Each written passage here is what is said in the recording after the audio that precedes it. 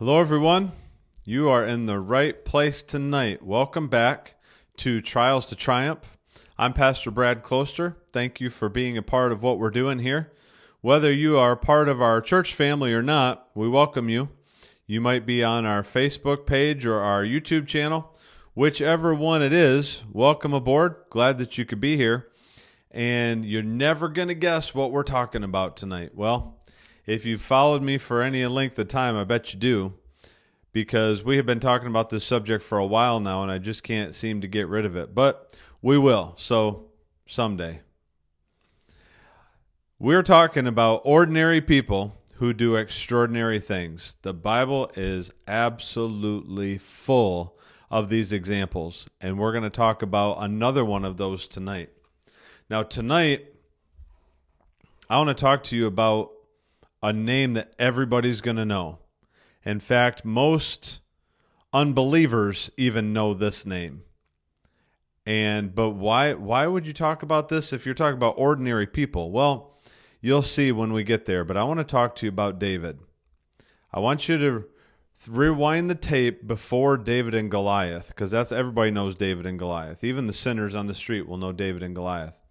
But rewind the tape before that, and Samuel is coming to anoint the next king of Israel, and he says to his father Jesse, "Hey, go bring me your boys and line them up here." So he goes in the room. Jesse gets his boys, lines them up for Samuel. Samuel goes down the line. God says, "None of these are supposed to be king." And Samuel's like, "Well, wait a minute. I know that you told me to come anoint one of Jesse's sons, and I just talked to Jesse, and he got all his kids and lined them up here, but God, you said none of them are supposed to be king, so what's going on?" And Samuel looks to Jesse, and he's like, "Jesse, are you sure? Is this all of your kids? What's happening here?" And Jesse's like, "Oh, wait. I do have another one. He's actually out in the field. He's watching the sheep. It's David." Are you kidding me? Can you imagine if that was you? Can you imagine the feeling of not just ordinary, but can you imagine the feeling of total and complete insignificance? And my own father forgot me when it comes to lining up for possible kingship? I mean, if you're Jesse, who cares which one of your kids is going to be king? It doesn't matter if it's the oldest, the youngest, the smartest, whatever. If one of my kids is going to be king, I don't want to forget them in line. So see, David started as what we could probably consider one of the greatest shuns by any parent in the history of the world. Like, go get your kids, and then you forget one of your kids. I can't think of a parent anywhere that would do that. So here's David. This was his beginning. This is how insignificant he was. But then I want to read a verse to you that summarizes where David came from. That's where he was, but this is where he ended up. Acts chapter 13, and I want to read verses 21 through 23. Acts 13, 21 through 23. Here's what it says. "And afterward they asked for a king, so God gave them Saul the son of Kish, a man of the tribe of Benjamin, for 40 years.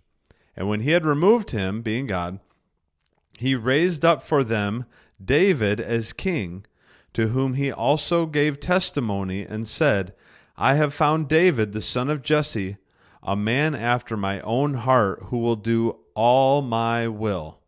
From this man's seed, according to the promise, God raised up for Israel a Savior, Jesus."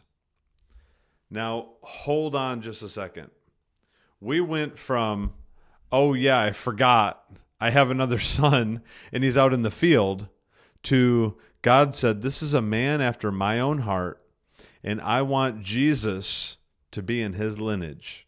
And so he was. Jesus was born out of the house of, many times you hear Jesus was born out of the house of David. And so here we have Mr. Insignificant. I'm not talking about David and Goliath, David. I already said that. I'm talking about David where his brothers and his dad forget that he's even there. And he becomes someone who God said, he is a man after my own heart. Now, I don't know where you're from or what you're doing right now, but that has got to give you hope that God can use you. Because if God can use David, Mr. Amazingly Insignificant, God can use you. Now, David turned into a hero. He turned into a great man, as we know. This is where he ended up, being in the house of Jesus. Think about that. The lineage of Jesus. But he began as the kid who was forgotten when Dad said, I need all my kids.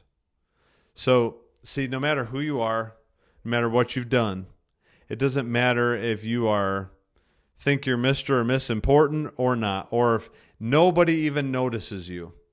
Either way, God does. Either way, God has a plan. God has a purpose. God has something for you, for me, for all of us. But don't let feeling like you're insignificant, or maybe somebody's told you you're insignificant, or maybe someone has even said you're not going to make it, or you don't matter. Maybe you've heard these things.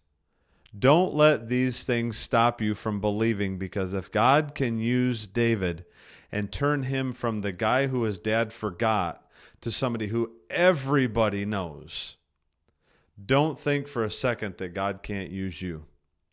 That's what's so encouraging about these stories, because David definitely had some trials in his life, but God turned them into triumphs time after time after time. And if he did it for David, he can do it for you. Hey, I hope that blessed you tonight, brought you some strength, brought you some courage.